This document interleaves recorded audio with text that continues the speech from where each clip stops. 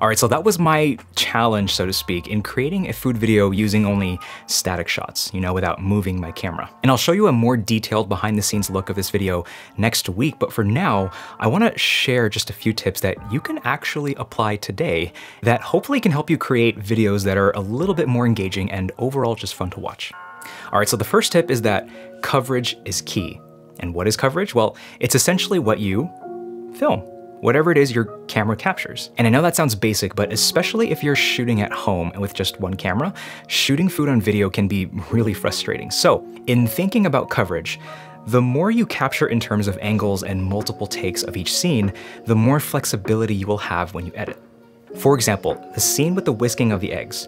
Whisking an egg is just one action, and I could have had just a top-down view and left it at that, but I didn't. I actually filmed that action alone multiple times at different angles. So one from the top down, I also filmed it up close, from the side, and even from the bottom, which was like a whole other setup in and of itself. And from all of that coverage, I was able to compile that edited sequence that you saw in the video.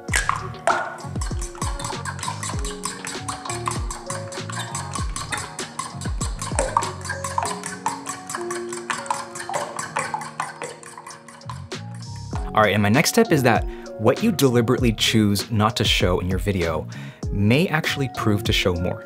In other words, showing less is more.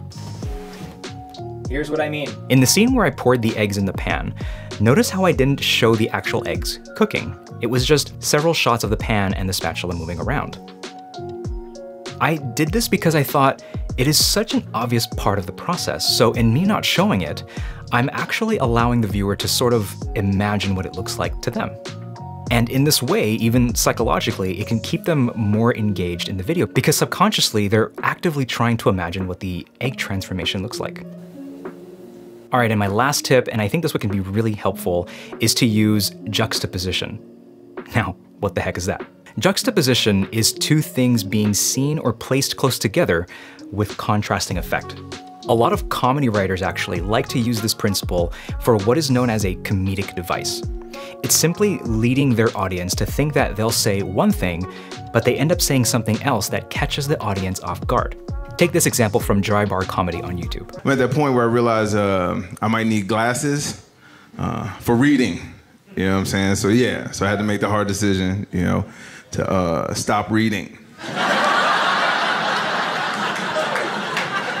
Notice how he leads the audience to think that he'll say he's gonna make a decision to buy glasses, but instead he says, I'll just stop reading. That is juxtaposition. Now, this isn't just limited to comedy. It's a general principle that can be applied to a lot of things. And in my food video, the most notable example is when I show the sequence of the eggs cooking in the pan. I try to make it look dramatic and captivating, and then all of a sudden, the music stops and it cuts to a wide shot of me cooking. And then of course, the awkward stare. That's the juxtaposition here. It goes from a super cinematic or dramatic sequence and then cuts to sort of like a matter-of-fact kind of shot. Other examples of juxtaposition in the video is the use of fast and slow motion clips right next to each other. So the example of whisking the eggs again, I included one regular pace shot and then transitioned quickly into the slow motion clip. That can also be juxtaposition. Again, there are contrasting effects. This element can be used extensively and can help your video create more interest, as opposed to if a video was just a long dramatic sequence or a laid-back rhythmic one. It can be fine, but if it goes on too long, it might start to lose some attention. All right, well, I hope that was helpful. Remember that number one is to get a lot of coverage. Number two is showing less can sometimes mean more. And number three is to use juxtaposition. All right, as always, give this video a like if you found it helpful, and don't forget to subscribe if you aren't already. Other than that, hope you're all safe and healthy, and talk to you guys next time.